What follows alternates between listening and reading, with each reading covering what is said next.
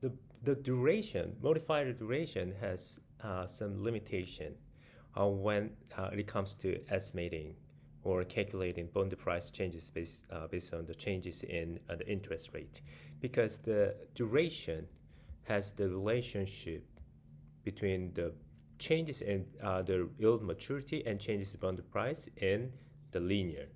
But actual the price changes in bond has this the curvature, right? Curvature.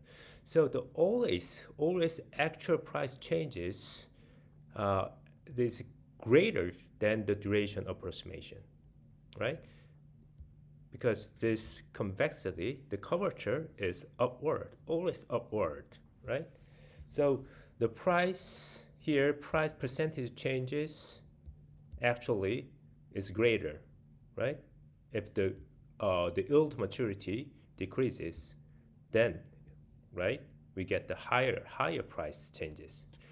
Here, when the yield maturity increases, then the price decreases, right? Price decrease is too much the over, right? Overpriced.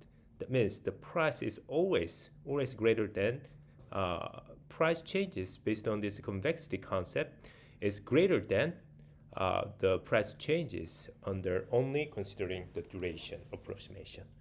When the yield maturity goes down, when the yield maturity goes up, always the price is up, right? That's why the investors loves the bond that has the greater the convexity, because that shows the higher the prices than duration, right? If you are if you become the bond the portfolio manager, you will find your portfolio of bond that has higher the convexity. So how do you apply this convexity again? Right here we are using here this part, right? The convexity part to get these price changes. This convexity part, we need to add a concept here using these equations, right? So let's get started. First, we need to understand these price changes here, right? Annual coupon rate and the par value, coupon and YTM, the maturity and the price, and L2 maturity increase to, right, the 10% from 8%.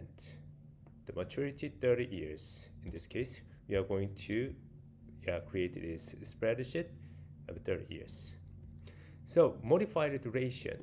How do you get the modified duration? First, now we are using, right, just modified duration. There we go. The modified duration, settlement to date. If we have any, if we don't have any date, we can put just the date, right? Date, open the parenthesis, starting from 2000, comma 1, comma 1. So yeah, the month and date, that is the starting date, comma, now the date, open the parenthesis, 30,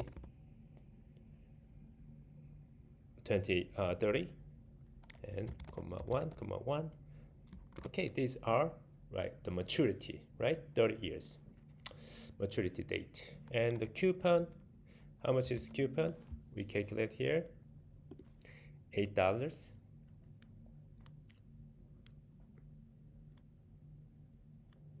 Okay.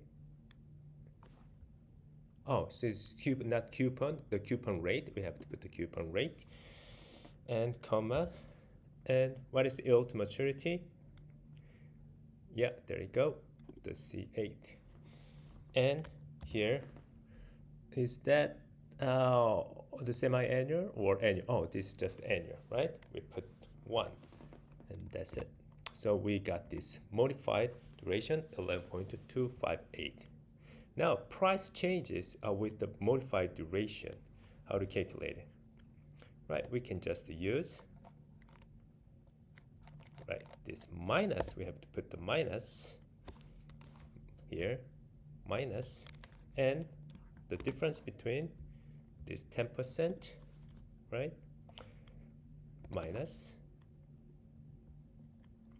8%. The rate changes. Oh, by the way, we have to put this modified duration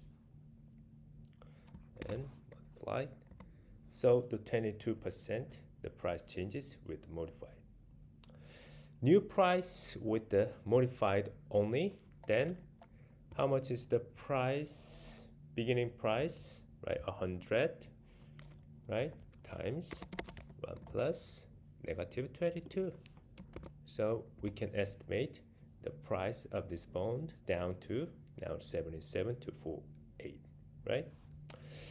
Now let's apply this convexity part, convexity, with the derivation here, right? You can use this formula, but I want to recommend you to this formula. Instead, we use this, right? The table here.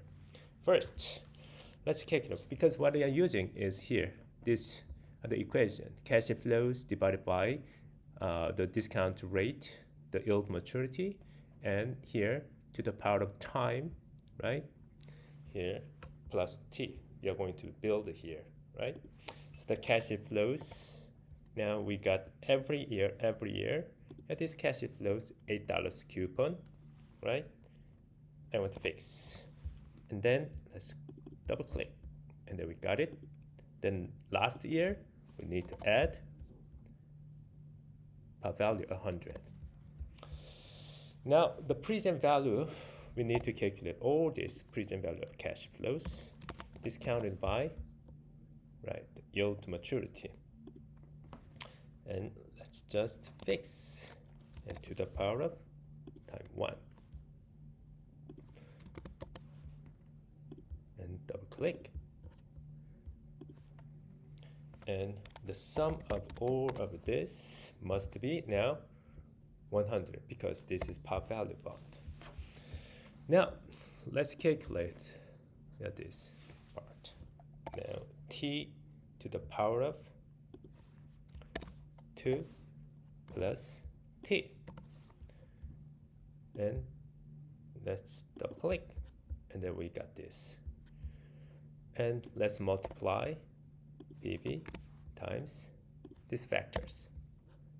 And we got this all the factors, and let's sum of all this part. So we finished the calculation, right, of this convexity part, right? Convexity. Now let's add this. Always we put add. Why? Because price changes is actually up, right? The positive. So let's calculate first. What we got is this convexity value.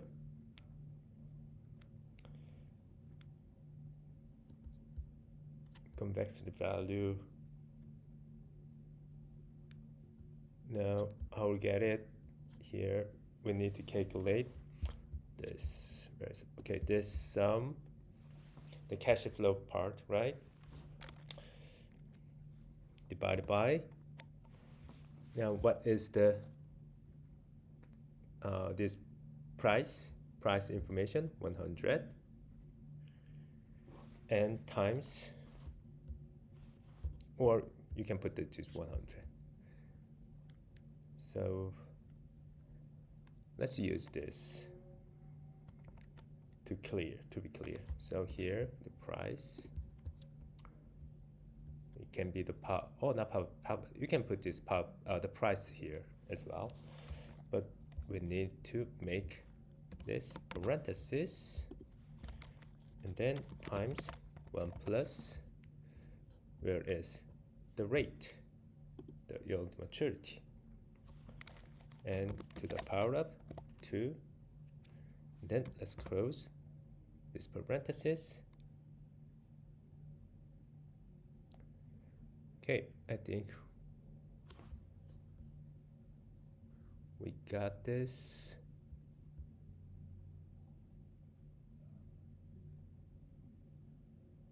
Okay, I think one more.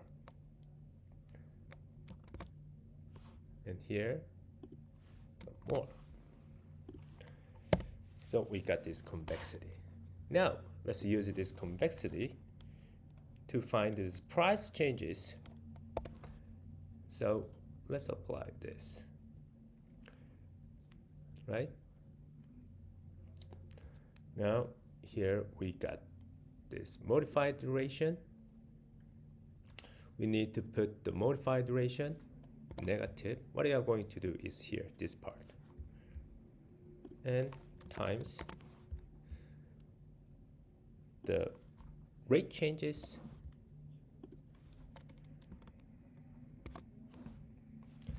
and plus 1/2 times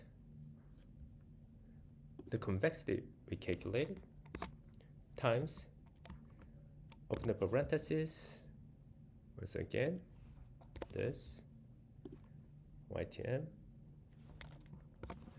and to the power of 2.